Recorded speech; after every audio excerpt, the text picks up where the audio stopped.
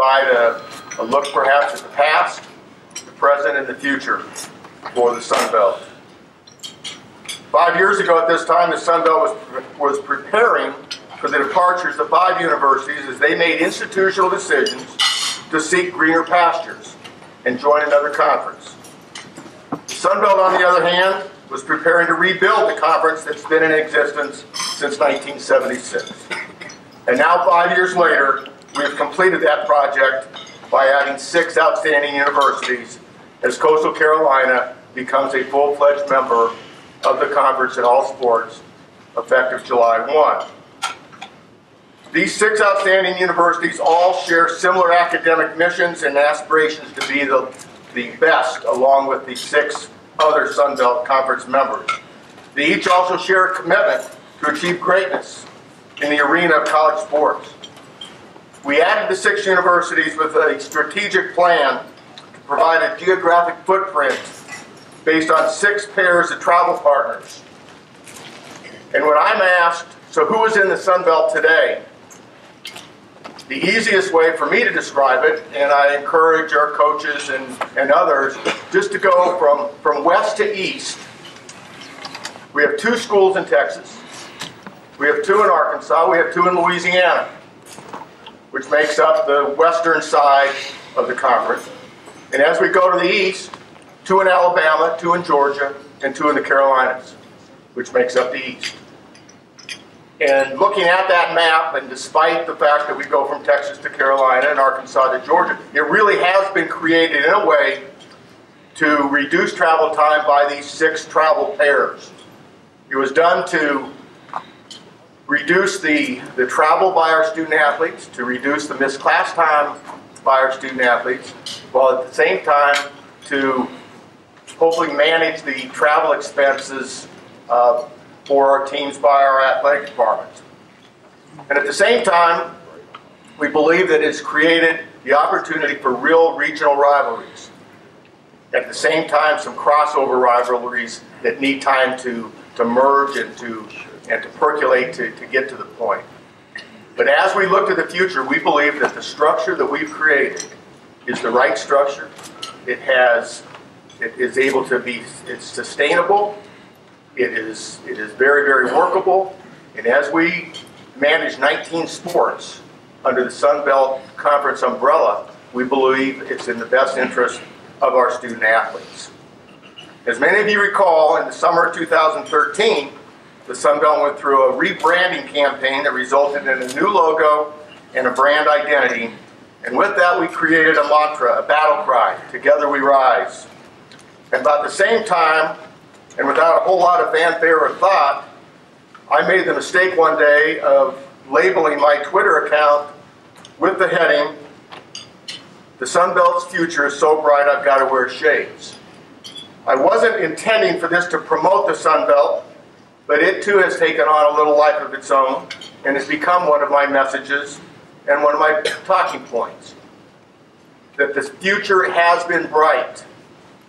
Well, during the past 4 years, the Sun Belt has certainly taken the mantra to heart, and due to the success of our student athletes and teams on the various fields and courts, and the financial commitment that has been made by all 12 member schools to build new athletic facilities, the SBC has certainly risen and reestablished itself as a credible and notable conference. And we have now created our own pasture that is just as green as our peer conferences and getting greener every year. And as the United States economy continues to trend up, so does the Sun Belt Conference. The current Sun Belt football members have had many, many big wins against Power 5 teams in the past 10 years. Beginning in 2007 when App State beats Michigan, ULM beats Alabama, and Troy beats Oklahoma State. And in 2008, Arkansas State beats Texas A&M. And in the past 5 years, ULM beats Arkansas in 2012, Georgia Southern beats Florida in 2013, ULM beats Wake Forest in 2013 and 14, and last year South Alabama beats Mississippi State, and at the time number 19 ranked San Diego State, which then went on to win the Mountain West Championship in 2016. So the pundits who question whether SBC football teams can match up against the so-called big boys of college football don't have to look too far in the past to see just the opposite. But by far, this past season, 2016, was the best year overall collectively in the Sun Belt Conference. A record-setting 6 bowl-eligible teams, all going to bowl games, with 4 of those teams winning bowl games. And the Sun Belt finishing number 2 in the ESPN Bowl Cup, narrowly behind the Atlantic Coast Conference, but ahead of our peer conferences in the Group of 5, the American, the Mountain West, the MAC, and Conference USA. And speaking of our peer conferences, the Sun Belt finished number 3 in the Group of 5 rankings, which is the rankings that the CFP uses to distribute the financial benefits that the Sun Belt and the other 4 conferences receive from being part of the CFP. Nearly $90 million a year is divided by the 5 conferences, and that Group of 5 ranking determines the amount that each conference gets. The difference between number 3 and number 5 is approximately $3 million.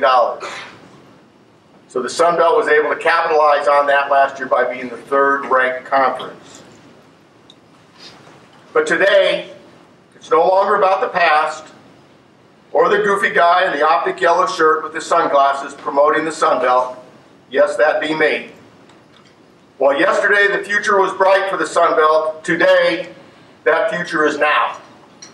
Yes, indeed, our football programs have emerged over the past 5 years, and we are no longer that younger brother of the other 9 CFP conferences. We are ready to stand toe-to-toe, shoulder-to-shoulder, and are now prepared to compete head-to-head against our peer conferences as we move into the next era of the Sun Belt Conference. And while we look forward to 2018 and being a 10-team football league as planned, as orchestrated, in the inaugural football championship game, we still must focus on this season. And though one of our Group of 5 peer conferences may have loftier goals, the Sun Belt continues to strive to be the highest ranked conference of the Group of 5, to have the highest ranked champion of the Group of 5, and to play in a New Year's Day bowl game against a team from the Power 5 and beat that team. That is our goal. That is our plan. And ladies and gentlemen, that is a realistic goal, not in the future, but today. Yes, now is the future for the Sun Belt Conference. This concludes my state of the conference remarks. I will now, before we get to Q&A, turn my attention to 4 or 5 other items. As long as we have some time, I definitely want to do Q&A. Do we want to move up now? Or why don't we go ahead and move up now as I finish those remarks and focus on just some facts and figures and maybe trivia. But I'll go ahead and start while you're moving up to find your spots. I mentioned that our pastures are getting greener. Sunbelt gross revenues in 2013 were approximately $11 million. For this past fiscal year, our gross revenues, $31 million. A significant financial increase. Of that $31 million, $15 million came from the CFP, and as a result of that number 3 ranking in the Group of 5, which again demonstrates the significance of those rankings and our competition against those peer conferences. And as I said before, the comparison, the difference between number 5 ranked conference and number 3 is approximately $3 million. Last month, on June 30th, the Sun Belt sent end-of-year revenue distributions of approximately $1 million to each Sun Belt member school. This compares to 2013, when Sun Belt member schools received $100,000 in end-of-year revenue. Yes, the financial health of the Sun Belt is trending up, as is the financial benefit from being a member of the Sun Belt. Non-conference scheduling. I've said previously that the key to overall success for Sunbelt football and how we do in those Group of 5 rankings depends greatly on the non-conference scheduling of its member schools. 5 years ago, there was not a scheduling strategy by our members. It was done for financial reasons as they scheduled. However, I've been able to get the point across, and there's been buy-in and commitment by presidents and chancellors to recognize and understand just how important those 4 non-conference games are in terms of strategic scheduling. And we've created a model that we believe is the right model. It's a balance. It provides our teams with the best chance of if that benchmark is winning 6 games to become bowl eligible, which we had 6 last year, and I believe strongly that the scheduling philosophy and strategy that we have created was a result of last year's scheduling of non-conference games. The model today is 1 game against one of the Power 5 conference teams. As many of those games as you can get at home, obviously, the better. Then 2 games against our peer conferences. Again, at least one home game out of that. And then 1 game annually against an FCS school, which is always a home game. So the key would be to get two non-conference games at home, 2 on the road, 3 and 1 at home, 1 away is the best. That's the model. It doesn't happen overnight. Football schedules are made years in advance. But we are heading that direction, and we are seeing I think some real change in our football scheduling. This year we play 17 teams from the Power 5, divided over 12 teams. That's 1.6 on an average. We have 5 teams that are only playing 1 Power 5 team. But we don't have any that are playing 3. 5 years ago, it was not uncommon to see 3 non-conference opponents from Power 5 conferences on the schedule of the Sun Belt.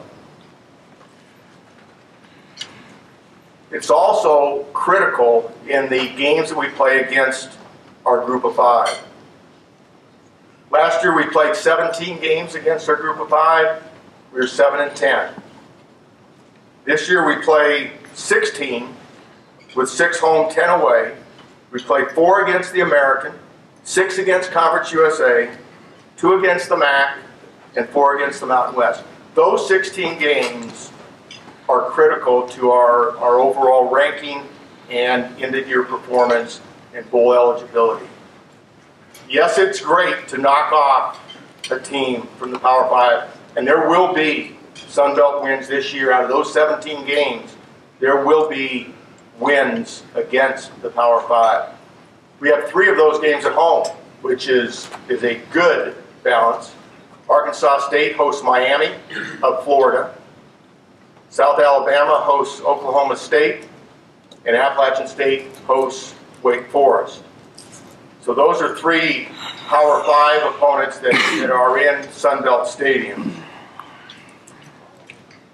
I mentioned earlier our bowl partners, and again, the growth that we've seen from 2012 to now with 5 guaranteed automatic bowl spots in New Orleans and Mobile and Montgomery. And when you look at those 3 as being in the Sun Belt footprint, directly in the Sun Belt footprint, that fits our bowl strategy. Our fans can travel to those 3 easily. And then we've been able to add 2 destinations. The Cure Bowl in Orlando, obviously a destination that Arkansas State and Georgia State have experienced, and a great, great destination for fans and student athletes. And then last year, South Alabama got to enjoy the hospitality of Tucson, another destination.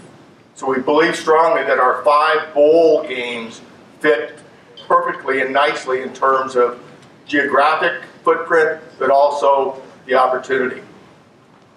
Remembering that our champion hopefully will be in that mix for one of the New Year's Day games. And if that's the case, then our champion has that right to play in the New Year's Day game if it's the highest ranked champion. If not, then all of our bowl eligible teams fall into a pool, and there is an order, selection order by our bowls, with New Orleans picking first, Mobile picking second, Montgomery third, Orlando fourth, and Arizona fifth. That is the designated by contract with our bowl partners. However, the cooperation that we have with our bowl partners, all of our goal is to put the right team in the right place against the right opponent. And that's, the bowls want that flexibility. We want the flexibility. We also want to have the flexibility that should we have an excess bowl eligible team like we did a year ago, the flexibility with our bowl partner to be able to move a team out of one of our designated 5. And last year, in our first year with our relationship with the Arizona Bowl, they allowed us to move a team that was kind of earmarked for Tucson to Boise, the University of Idaho, that made sense for the University of Idaho, that made sense for that bowl, and to slip in South Alabama that allowed us to get 6 teams placed. That's the cooperation that we have with our bowl partners. So as that last week of the season comes down and all the prognosticators are trying to slot teams, they don't know what's happening behind the scenes, as we try to make sure that we get the right team in the right place, and that our bowl partners are satisfied, our television partner ESPN is satisfied, and our particular teams are satisfied. So that's a little bit of primer in terms of kind of how the bowl system works. Television, we continue to benefit from the power of ESPN. And despite the reports and the writings about the demise of ESPN and the number of subscribers, ESPN is still the most powerful television network in college sports. And it will always be that most powerful. No other network will ever be able to replace ESPN as the premier college sports network. And the Sun Belt has had a long-term relationship with them. We have a long-term contract that goes through the 2019 season. However, we're reaching a time when you normally start talking about renewals and extension. And in light of our football championship game that ESPN owns rights to that game, we are currently beginning negotiations not only for the football championship game, but hopefully for an extension of our existing arrangement. This year is a demonstration, again, of our partnership with ESPN. In the past, we were limited to 10 games on what we refer to now as the linear platforms. The ESPN, the ESPN2, the ESPNU. So today's broadcast world has linear platform stations that you hit the channel button, and then there's the digital world. And the Sun Belt was fortunate enough to be in on the ground floor as ESPN launched ESPN3, their digital platform. And today, that digital platform is becoming just as accessible and as watched as the platform. And Sun Belt fans across the footprint of the Sun Belt have probably become one of the most adaptable fan base in terms of how to use ESPN3. And that now you can sit in your living room, in your big chair, in front of your 50-inch flat screen and watch games on ESPN3. And this will be the 4th year in a row that all 68 home games on our 12 campuses, 68 home games, will all be viewable on some ESPN platform. There will be 12 games on ESPN, ESPN2, ESPNU, and then all the remaining games will be viewable on ESPN3. There's also some opportunities for some sub-licensing that we had a year ago that may exist this year, but we're primarily a solely ESPN partner and ESPN property. And I think there's some real value in that our fans know where to go to watch the game, whether it's a home game or an away game during the course of the season. Finally, our football championship game, where plans are well underway, waiting for ESPN to finalize the actual agreement to know whether the game is on Friday, November 30th or Saturday, December 1st. but we expect that it will be either Friday night or hopefully, ideally, Saturday afternoon is where we're hoping that the first championship game. The divisions have been created. We've announced those divisions, 2 5-team divisions. Championship game will be played at the site of the highest rated champion based on some CFP rankings and the formula. So what we do know is that it'll be on a campus site, and right now there are 10 athletic directors and 10 football coaches and a lot of student athletes that really want to be able to be the host of the first Sun Belt Championship game. As we divided those divisions, pretty easy to see who was in the West and who was in the East, with Texas State and Arkansas State and Louisiana, Monroe and Louisiana definitely on the western side, and on the eastern side, Georgia State, Georgia Southern, Coastal Carolina, and App State clearly were there. Right in the middle of the conference, we have Troy and South Alabama. And one of them had to go east, one of them had to go west. And when you look at the map, Troy is much closer to Georgia State and Atlanta. And that was the determining factor, that Troy would go east and South Alabama would go west. As we do the divisions, playing 8 games, your 4 division opponents and then 4 teams in the other side. Just so that we won't have to answer this later on, South Alabama and Troy will, despite being in different divisions, will be guaranteed playing each other into the foreseeable future.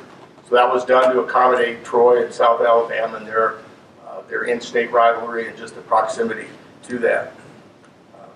Conference schedule, that conference schedule for 2018, athletic directors yesterday were working on the final pieces in terms of determining. There's a skip. When you play 8 conference games, you're going to be skipping an opponent every year, or every 2 years is a cycle. So, but we do expect for that schedule to be announced. The 2018 schedule and 19 schedule will be announced. Only the conference games, remember. Non-conference games are much later in the spring. But we will make that announcement here in the next couple of weeks. And finally, football officiating.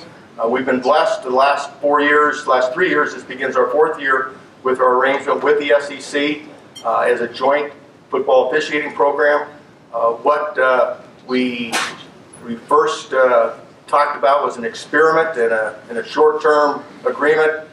We soon realized that this was a terrific addition to the Sun Belt. Steve Shaw, the supervisor of the SEC officials, became our supervisor, and we absolutely got the best in terms of football officiating. Steve now not only oversees Sun Belt officiating and the SEC officiating, he also has recently been named the Secretary Rules Editor for the entire NCAA. So Steve not only becomes the voice and the face of Sun Belt officiating and SEC officiating, he now becomes the face and the voice of national football officiating. I really don't know why he would take on that privilege, I guess, Steve. But we know we got the best. Steve's available throughout the day for interviews, and I know we've got him set up for some. But just like we're committed to doing everything the best, our officiating, we expect that as well. We have the opportunity this year to be part of the next phase of instant replay. It's called collaborative replay. The NFL has used it for the last couple of years, where there is a center in New York where the NFL is watching and viewing all games, and they have the opportunity to come in from afar, from a central location, and review a play and perhaps change a play. Last year it was done experimentally. The SEC experimented with it. The NCAA now has adopted it as being permissible. You don't have to do it. And we are able to do it only because of our relationship with the SEC.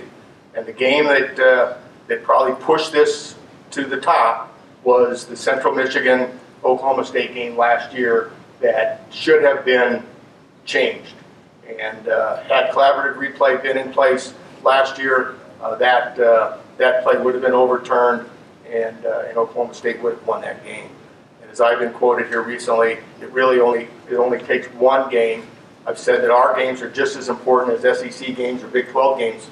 So why wouldn't we, if given the opportunity, to have the chance to make sure that it's right? And we know also how one play can change the outcome of not just a game, but really a season. And so that's the reason that we are able to do that.